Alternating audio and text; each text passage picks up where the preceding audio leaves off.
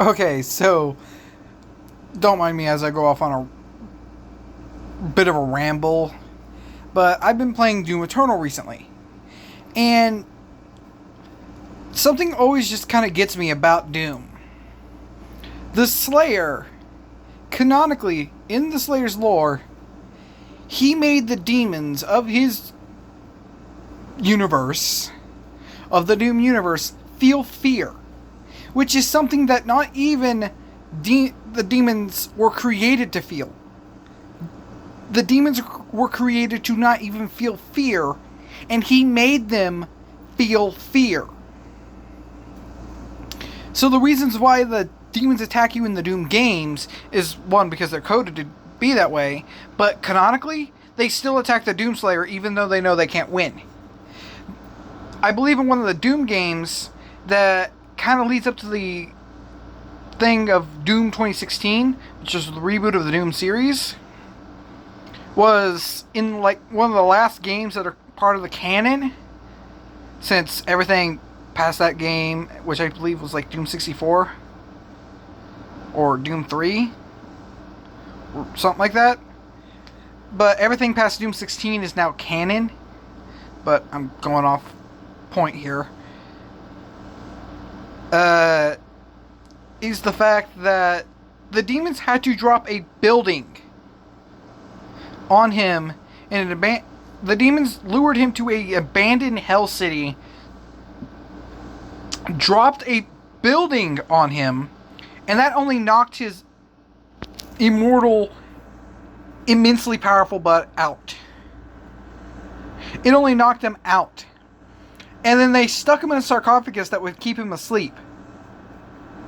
And the demons, they were so scared to kill him, because if they thought if they managed to kill the Slayer, his soul would come back and haunt hell itself,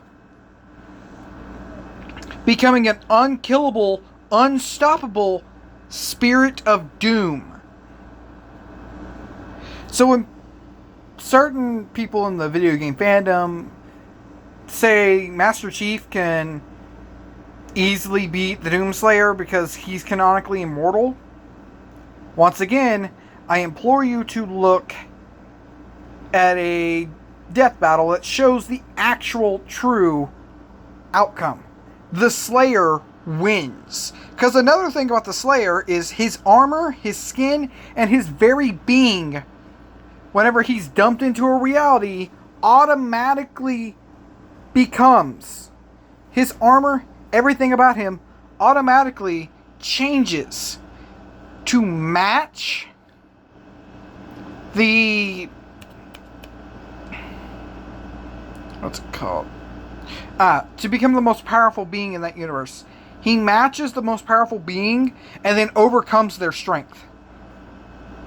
So say you throw him into another video game universe, Kirby, for example, who can solo 99.9% of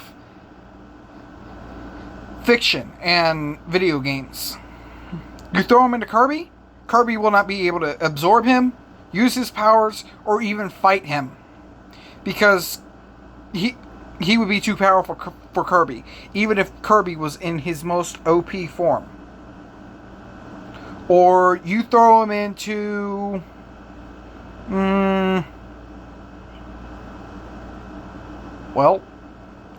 the Dragon Ball universe, or JJK, or JoJo's Bizarre Adventure, or Bleach, or anything like that, or heck, even One Punch Man. He would immediately adapt to become the most powerful being in that universe. He would solo everybody in that universe, because it is described that the Slayer has strength to match his will. And the Slayer's will is unbreakable. It cannot be broken by any means. You cannot break the Slayer's will. He is he literally gets more powerful with the more demons he kills. And he's been killing demons since, like, in his universe, 21st century. In his universe, they had already found out how to colonize other planets and stuff. Like, I don't know how. But this is a reminder that the Doomslayer literally started off as a Marine who was dishonorably discharged for punching his commanding officer and beating him up after his commanding officer had told him to fire upon a crowd of unarmed civilians. And to top this all off, I believe in the ending of like Doom 2, where he makes it back to Earth. It's either Doom 2 or Doom 64.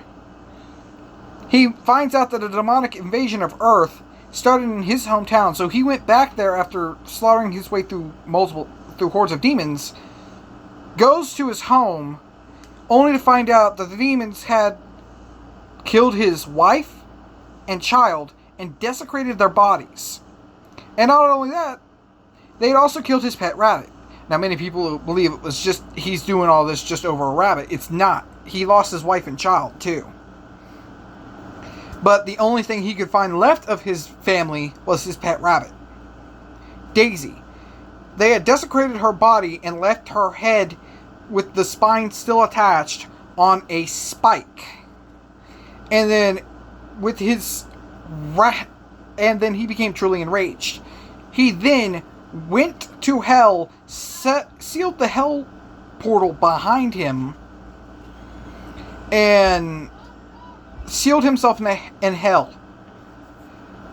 Well, before he truly got sealed in hell itself, the person who orchestrated the entire attack, whom he beat, pulled one last trick. With the last bit of her life force, she sent him an entire army of demons to a place called Sentinel Prime, where he fought the demons until being found and taken in by the Night Sentinels, proving his worth in the arena.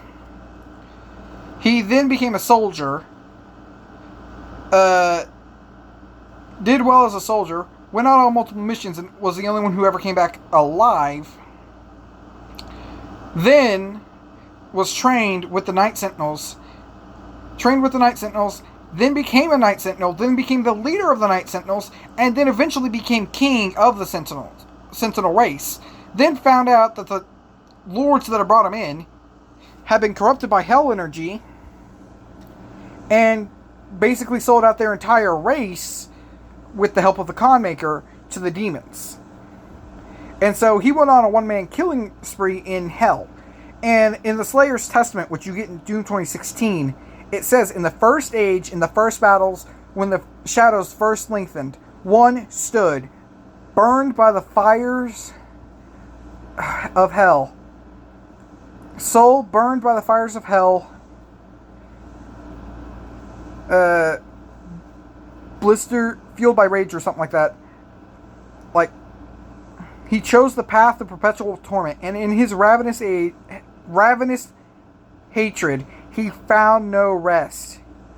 He scoured the umbral plains, seeking vengeance against the Dark Lords who had wronged him. And those who he wore the crown of the Night Sentinels, and those who felt the bite, those who tasted the bite of his blade, named him the Doomslayer. See, the Slayer doesn't really talk. And when he does, you'll either hear him in cutscenes saying, guts, big guts, kill them, must kill them all. And he's talking about demons. His butt was literally thrown into a machine called the Divinity Machine. And what that did was literally gave him the strength to match his will.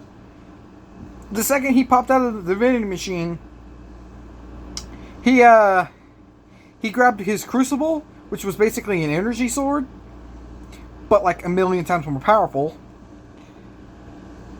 and with his bare hands in a crucible defeated a Titan. Now these guys are like the ultimate powerhouses of hell. They are nearly unbeatable. And he took them down with his bare fists and a crucible.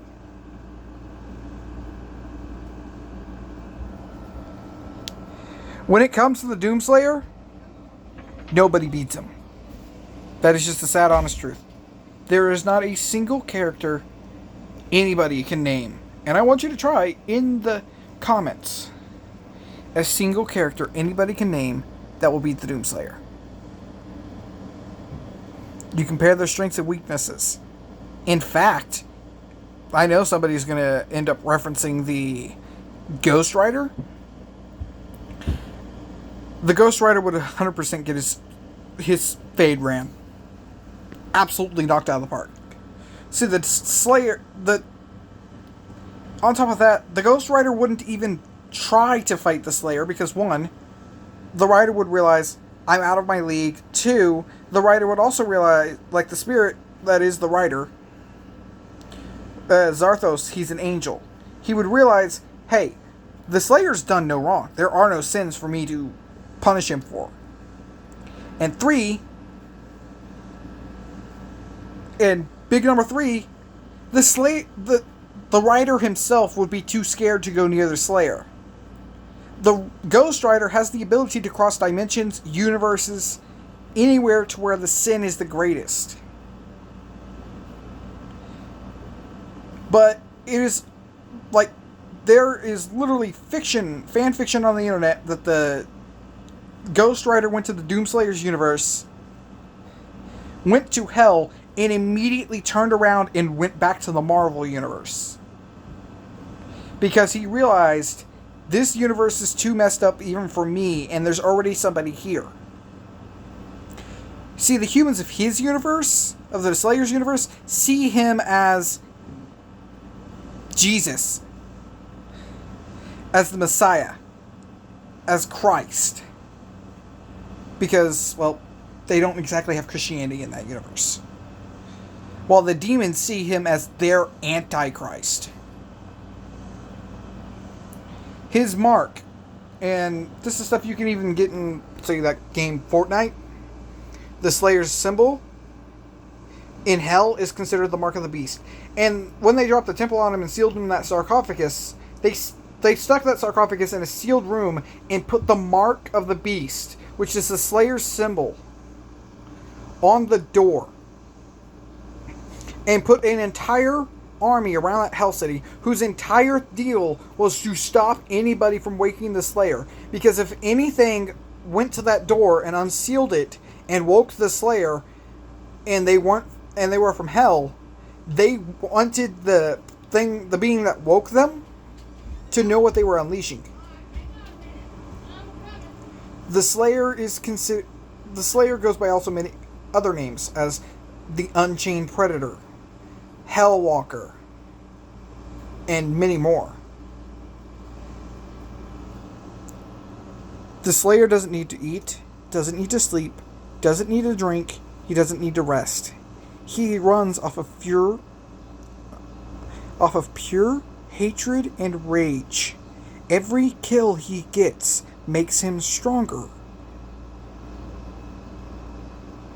The literal armies of hell tried to kill him. He has the speed to match beings that can move so fast they go into different realities and different levels of different dimensions and different levels of reality, and he can keep up with them. He can rip and tear demons whose skin is 10 times harder, whose skin is as hard as iron, and the bones that are 10 times harder than that, and blood that is 3 times the temperature of the surface of the sun. And he has the ability to just rip them in half with his bare hands. He is strength. He is rage incarnate. He uses guns to make the demons suffer. He enjoys making the demons themselves suffer. There is literally nothing in any universe that you can make up that the Doomslayer wouldn't be able to kill. And that is just the honest truth.